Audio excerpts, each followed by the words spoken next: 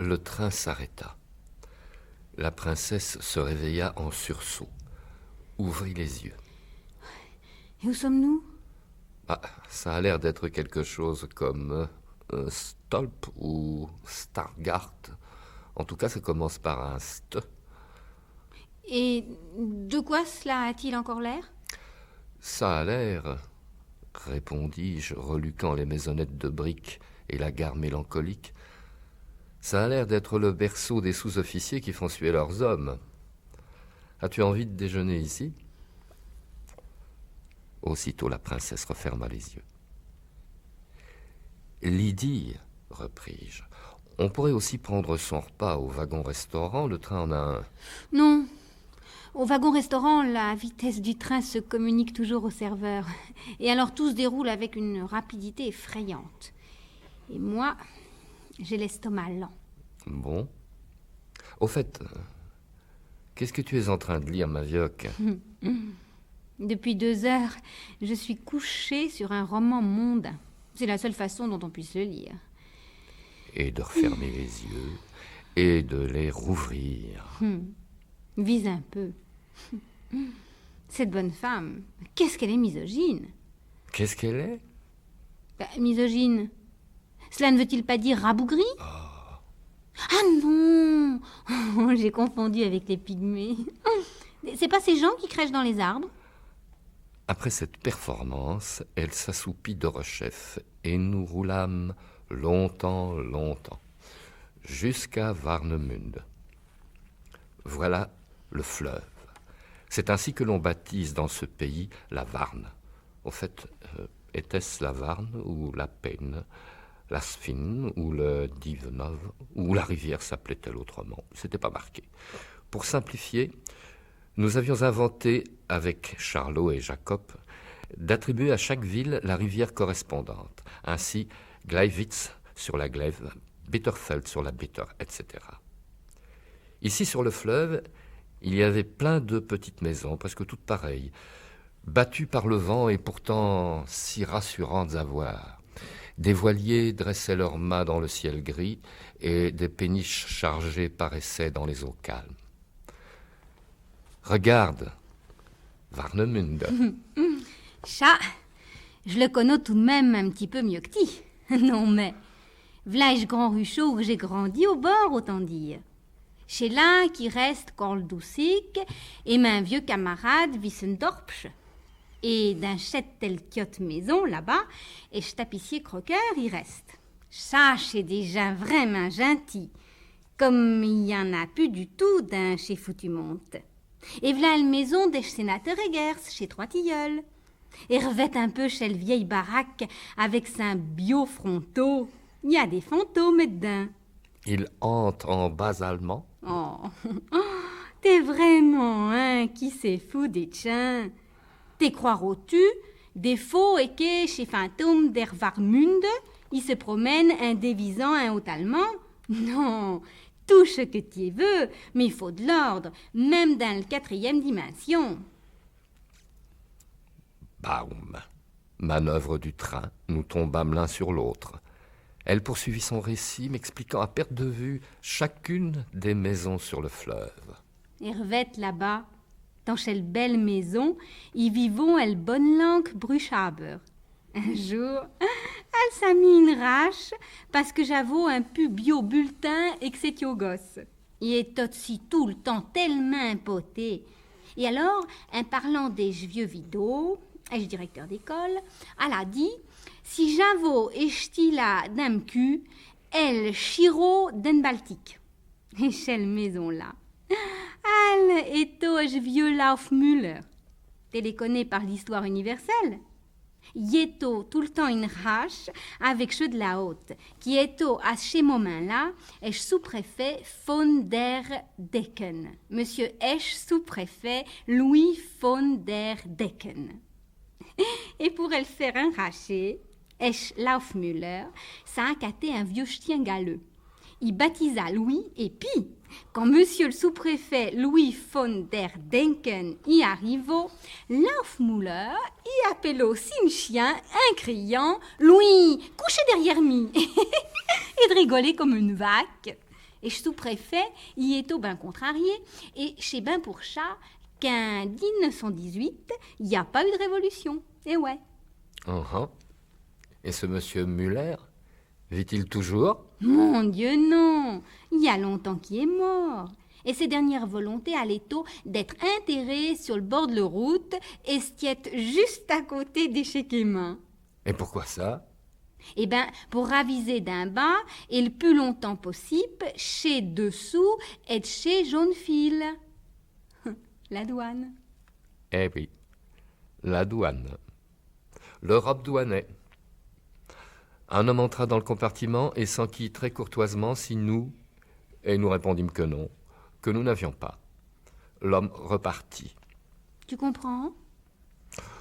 Je ne comprends pas, c'est un jeu de société, une religion.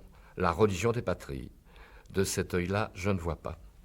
Tu sais, leur truc de patrie, ça peut marcher seulement à condition qu'ils aient des ennemis et des frontières. Sinon, on ne saurait jamais où commence l'une et où se termine l'autre.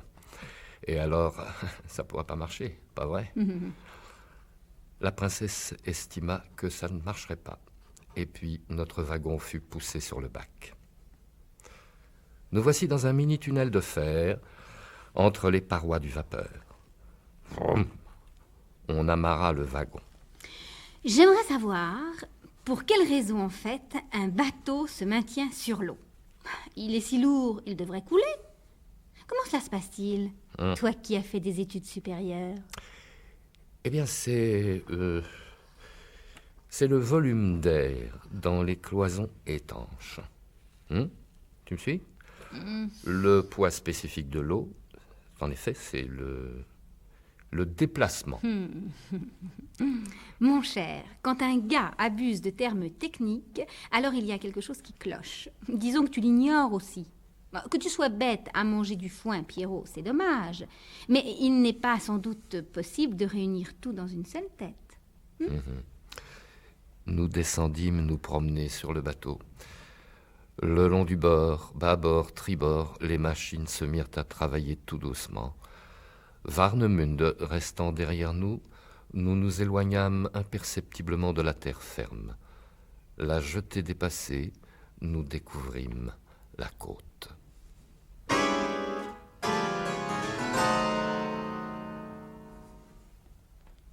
Et qu'est-ce qu'on fait maintenant?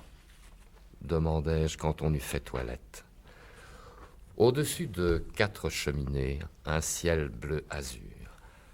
Voilà ce que pour le moment nous pouvions voir de Stockholm. Et je suis d'avis que pour commencer, on prenne un interprète. Car certes, tu parles admirablement le suédois, admirablement. Mais ça doit être du vieux suédois et par ici, les gens manquent tellement de culture.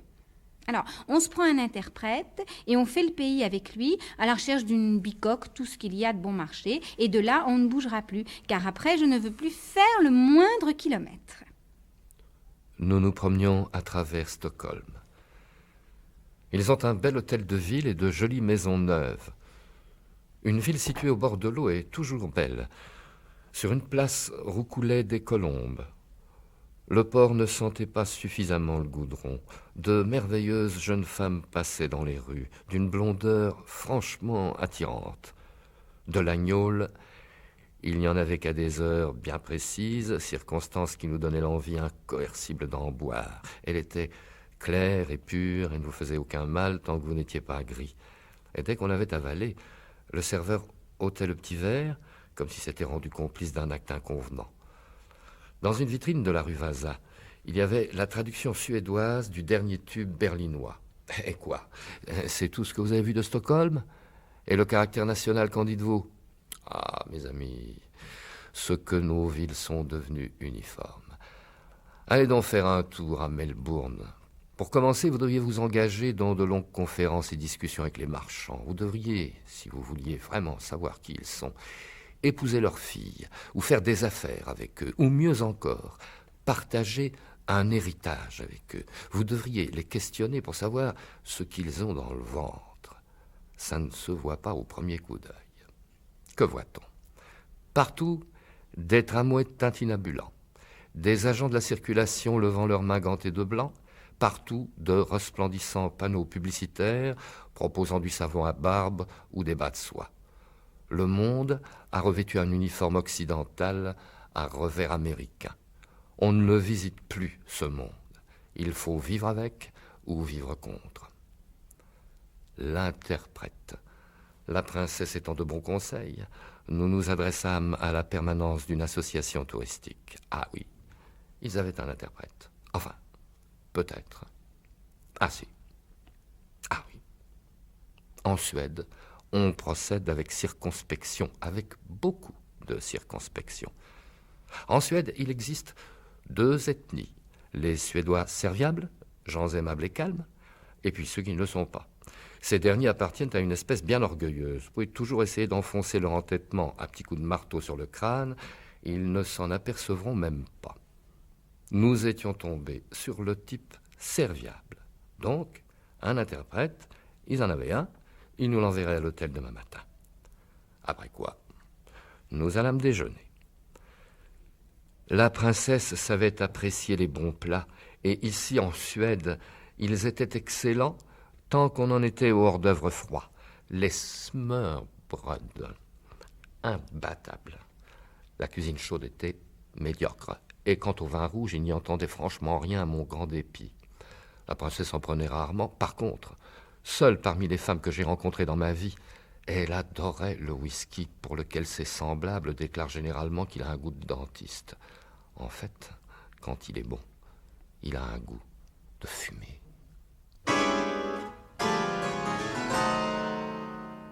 Pierre Villain, comment ça se fait que Kurt Tucholsky, qui est un personnage important de tout un mouvement artistique de l'époque pré-hitlérienne et du début de l'ère hitlérienne, un nom qu'on met souvent à côté de celui de Erich Kästner, de Bertolt Brecht, de Kurt Weill, de Georg Grosz, le caricaturiste, et de pas mal d'autres, soit quasiment inconnu en France, car on ne peut vraiment pas parler d'un écrivain connu lorsqu'il n'a publié qu'un livre dans une collection bilingue il y a 8 ans. Oui, en effet, avant l'édition le livre qui est paru chez Aubier en 1974, à propos de Tucholsky, qui est intitulé Apprendre à rire sans pleurer, il n'y a rien eu jusqu'en 1982 sur Tucholsky dans l'édition française. Maintenant, pour quelle raison? L'une des raisons est très certainement que c'est un auteur devant qui les traducteurs français ont reculé. Et ceci pourquoi? Parce que il écrit très très bien, mais il est difficile à traduire précisément à cause de son style qui se sert beaucoup de calembours, de jeux de mots. Et d'autre part, c'est doublement curieux puisque Tucholsky s'est beaucoup intéressé à la France où il a séjourné pendant 5 années de sa vie. Il aurait même aimé y finir ses jours.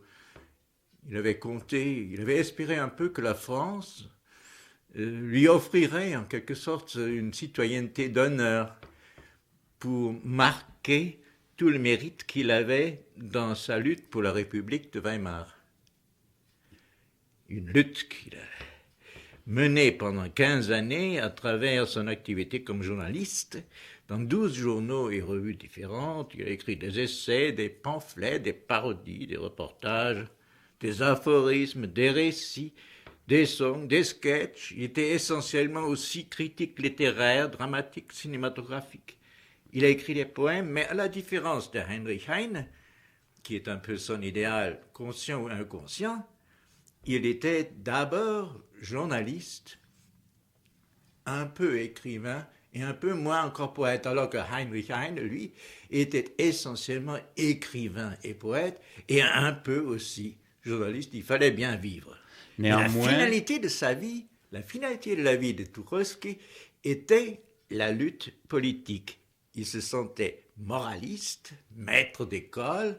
Il se sentait le directeur de conscience de la jeune République de Weimar. Vous avez parlé tout à l'heure des difficultés du langage, de l'emploi de calembours, etc. Néanmoins, les œuvres de Tucholsky ont atteint aujourd'hui des tirages allant jusqu'à 6 millions, et ceci en 14 langues. En 14 langues différentes, Français et la France était tout à fait en queue de cette découverte de Tucholsky. Mais ce qui est curieux, c'est qu'au fond, elles ne perdent rien. Elles ne perdent rien, étant donné l'actualité profonde de Tucholsky. Justement, dans un été en Suède, Tucholsky soulève à peu près tous les problèmes qui nous agitent encore aujourd'hui. Ce qui est intéressant de savoir, c'est qu'il ne soit pas humoriste né. Tucholsky, son humour est comme très souvent chez les humoristes, il procède de son pessimisme profond, de son scepticisme devant la situation de l'Allemagne après la Première Guerre et d'une attitude, dirais-je, de résigné tant sur le plan politique que sur le plan littéraire. Il est résigné en 1919 déjà pour l'avenir de la République de Weimar, mais il dit « je continuerai de me battre ».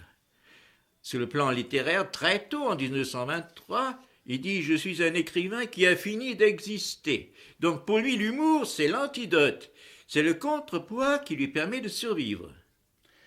Dans le contexte actuel, est-ce que cet humour est accessible au lecteur ou, dans notre cas, à l'auditeur français? Je le pense, étant donné que s'il fallait vous fournir une recette pour fabriquer, si l'on pouvait, refabriquer un Tucholsky, il faudrait prendre une pincée de Tristan Bernard, il faudrait couper une bonne tranche de Courteline, qu'il aimait beaucoup d'ailleurs, il faudrait un zeste ubuesque d'Alfred Jarry, et puis il faudrait une double dose de Boris Vian, surtout pour ce qui est de la trituration du langage, n'est-ce pas? C'est-à-dire un langage qui n'est pas conformiste, mais qui est traité, qui est trituré. On peut dire que Tucholsky, sur le plan de l'écriture, est le Georges Grosz, c'est-à-dire le célèbre caricaturiste. Alors, quels sont les moyens qu'il met en œuvre pour atteindre à ce type d'humour? Oui. Tucholsky a dit, en gros, l'humour, c'est de rire quand même. Et il l'a pu grâce à son extrême sensibilité, non seulement au langage d'autrui, ainsi il attribue à chacun de ses personnages un langage privé, à la création de mots. Par exemple, en allemand, il trouve qu'un chien peut sich einen Anlass erbellen, c'est-à-dire un chien qui peut se créer une raison pour aboyer tout en aboyant.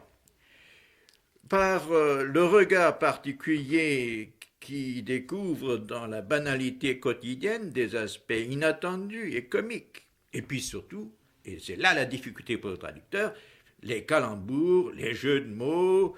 Ainsi, il s'était moqué des maîtres chanteurs au sens de Wagner, des maîtres chanteurs de Moscou. Et pour conclure, sûr que maintenant, ils vont m'excommuniser. Mais tout à l'heure, à micro fermé, vous m'avez donné quelques exemples de ce langage, disons, oui. particulier de Kurt Tucholsky. Ce côté farceur qui guette les mauvais tours, qui aime les canulars, qui va à des loufoqueries. Il s'exprime aussi dans des formules surprenantes, mais pleines de sens. Ainsi, Tucholsky dit, l'Allemagne présente une anomalie anatomique. Elle est écrite à gauche et elle agite à droite. Ou alors des mots, des formules braves, autre définition de l'allemand. Le destin de l'allemand, faire la queue devant un guichet. L'idéal de l'allemand, être assis derrière. Ou l'allemand, il faut le comprendre pour l'aimer. Le français, il faut l'aimer pour le comprendre. Ou encore à propos de la guerre, en Europe, on a beaucoup réfléchi sur la guerre. Les Anglais avant, les Français pendant, les Allemands après. Et pour la Révolution allemande, eh bien voilà, en raison des mauvaises conditions atmosphériques, la Révolution allemande a eu lieu dans la musique. Voilà, de ces formules qui sont assez surprenantes, mais qui sont toujours amusantes, tout en ayant un sens très profond. Où le texte, le titre même d'un certain nombre de ces textes, il consacre un long article sur les allumeurs des becs de gaz, ou écrit des contributions à la psychologie sociologique des trous, ou un article sur les recettes contre la grippe, un traité du chien, ou ce que font les voisins du dessus, qui naturellement nous dérange tous. Mais même dans ces pseudonymes, il en a eu 4. Cette facétie s'exprime puisqu'il s'attribue comme anonyme Panther, panthère, et Théobald tigre comme tigre, qui sont certes des faux mordants, mais Tucholsky les justifie, parce que qui croirait en Allemagne qu'un écrivain politique peut avoir de l'humour? L'humour en Allemagne discrédite. Merci Pierre Villain. Je pense, j'espère que, fort de ce qu'ils viennent d'entendre, les auditeurs s'intéresseront aux prochains ouvrages de Tucholsky qui ne tarderont peut-être pas à paraître. Merci.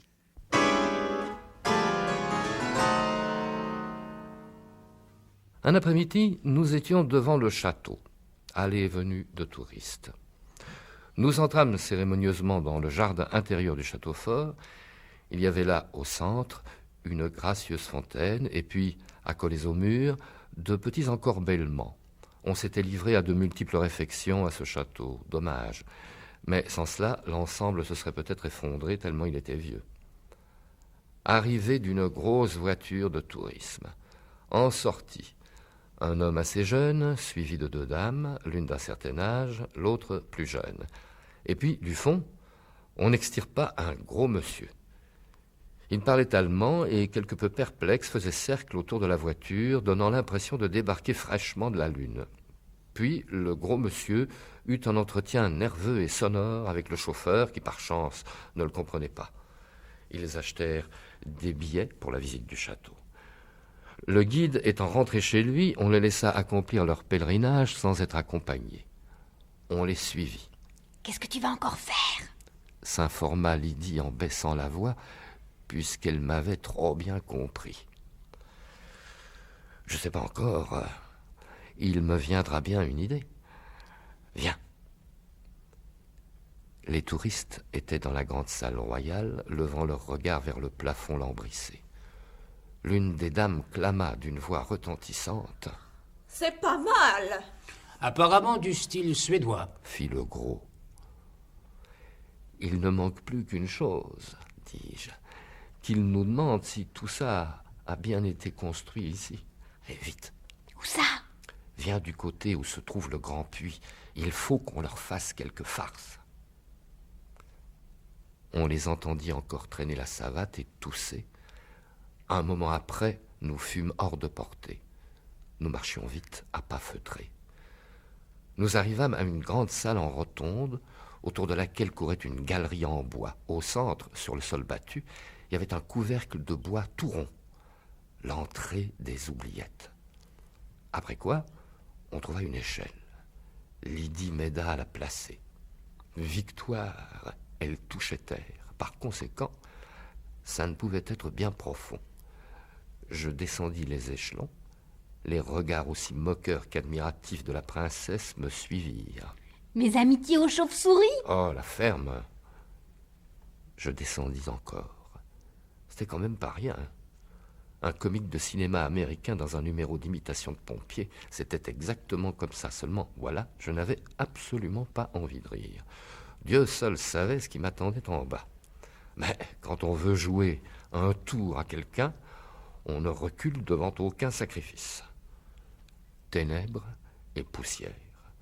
Rien qu'un reflet rond de lumière venant d'en haut.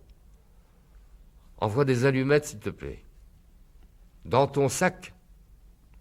La boîte promptement arrivée me tomba sur les pieds. En la cherchant, je me cognais la tête contre l'échelle, certes, mais je l'avais. Une petite flamme. Le local était tout de même spacieux. Sur un côté du mur étaient scellés des anneaux. De toute évidence, dans ce pays, la rééducation des prisonniers ne s'était pas faite en 3 étapes, mais carrément en une seule. Et il y avait une deuxième cavité de puits. Lydie, tu m'entends? Oui. Remonte l'échelle. Tu pourras? Bon, je t'aiderai. Je la soulève. Oh, is! Bon, tu l'as? L'échelle était bien arrivée. Enlève-la. J'entendis la princesse coltiner l'échelle. Remets le couvercle en place. Ça marche? Et cache-toi. Du coup, il fit complètement nuit. Et nuit noire. Ça vous fait un drôle d'effet quand on n'y est pas habitué. Dès qu'on est en pleine obscurité, la nuit s'anime. Plus exactement, on espère qu'elle s'animera. Tout en l'appréhendant, on souhaite ardemment quelque animation. Je tout sautai discrètement afin de signaler que j'étais encore là, sans pour autant nourrir d'intentions hostiles. À tâtons, j'inspectai les lieux. Tiens, à ce mur, un clou. Ne le quittons pas. Attention, les voilà. On entendait nettement leur voix. Le couvercle de bois n'était pas épais. Rien à voir par ici. Sans doute un puits, en cas de siège, par exemple. Très intéressant. Eh bien, continuons. Rien à voir. Ça va pas tarder, vous allez voir. Et de hurler.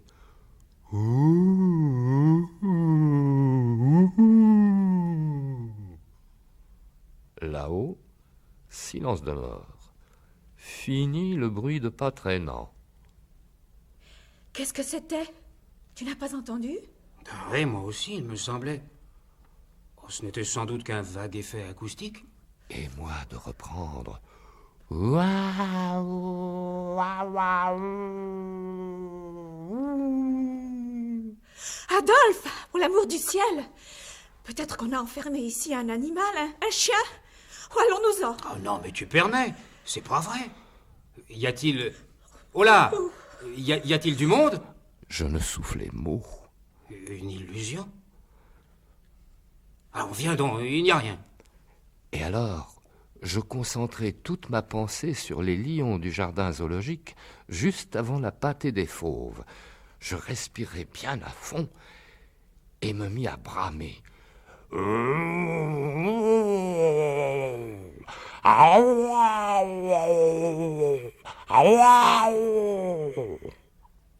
C'en était trop. Là-haut, une voix de femme criarde. Oh là là! Puis un bruit de bottines de gens pressés. Une voix lançant encore. Ah, ça, par exemple, ça demande tout de même explication. On va signaler la chose tout de suite. Jamais vu ça, alors ça, par exemple. Ôte-toi de là. On avait bien besoin de faire tout le château. Et les voilà partis. Et moi, dans mon obscurité. Silence de chapelle. Lydie? Rien. Un peu de chaud dégringola du mur. Hein? Tiens, un son? Mais non. Ici, tout est en bois et en pierre, ça ne résonne pas. Je tendis l'oreille, mon cœur se mit à battre un tantinet plus vite, et je ne l'admettais pas. Pas un son. Il ne faut jamais vouloir faire peur aux gens, tu vois? Il ne faut jamais vouloir faire peur aux gens. Lydie! Oh là! Ma vioque! Rien. Mon encéphale était sillonné d'éblouissement. Ah, il faut bien rire. Bien fait pour ces gars-là. Ne pas bouger, sinon tu te salirais.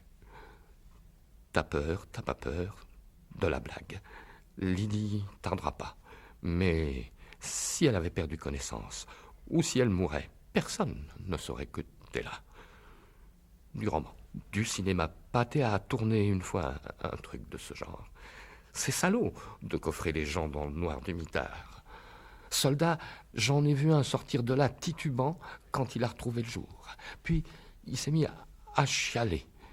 Il n'avait pas bien fait la guerre. Voilà pourquoi il l'avait coffré. C'est pas des choses à faire. Faudrait faire goûter un peu aux juges les peines dont il vous frappe. Mais ça marcherait pas. Il saurait trop bien que c'est pour rire seulement. Absurdité donc que la peine de mort, dont nul ne connaît l'effet. Mon cœur avait repris son rythme régulier, j'avais de quoi réfléchir et je laissais mes pensées courir à leur guise. Le couvercle de bois bougea, fut poussé. Lumière, Lydie, l'échelle. Je remontai. La princesse rayonnante d'hilarité. Mais qu'est-ce qui t'a pris tout d'un coup? Viens te montrer un peu. Oh. Eh bien, mon vieux rentron dardard, ciel, te voilà beau. J'étais tout encrassé, entoilé de toiles d'araignée, zébré de noir décoratif sur les mains et le reste à l'avenant. Quoique chez qui se sont dit? Quoique chez que t'as fait? Eh ben, ma pauvre amie, comment je parais ravisée dans une glace? Oh, je préférais ne pas me regarder dans une glace. Qu'est-ce que t'as bien pu fabriquer pendant si longtemps, ma vioque? Me laisser languir dans le fond, ça s'appelle l'amour? Moi? Fit la princesse en empochant la glace. J'ai cherché dans le coin après un Jules, mais ils n'en ont pas par ici. Apparemment, les vieux burgraves étaient affligés de constipation chronique. Erreur, déclarai-je doctement. Erreur et manque de culture. À cette fin, ils s'installaient dans des petits endroits qui, bien entendu, ont existé par ici également, lesquels petits endroits donnaient sur les douves. Et alors, quand ils étaient assiégés et que les méchants ennemis donnaient l'assaut... Bon, allez, à présent, mon petit Goret, le moment semble venu que nous allions te débarbouiller. Et nous regagnâmes nos appartements en passant devant la logeuse qui, au comble de l'ébahissement, devait penser que je m'étais noyé dans l'eau de vie. Brossage, lavage, col propre, regard scrutateur de la princesse, opération répétée à 3 reprises parce qu'il y avait toujours un petit reste de quelque chose. Qui qu'on fait bisquer après? Oh, et acheteur dehors. Et cet homme-là, il n'a que des farces d'instiette. Et ça veut se faire passer pour un homme sérieux. Veut? Pas du tout. Doit. Nous sortîmes.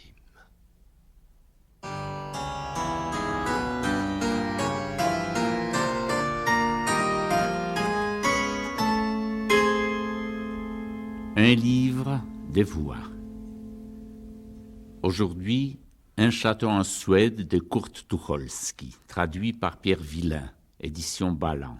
Lecteurs, Agathe Nathanson, Catherine Léry, Bernard Alouf, Pierre Michael.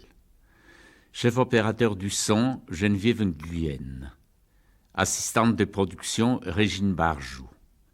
C'était une émission de Bronislaw Vorowicz, présentée par Pierre Cypriot.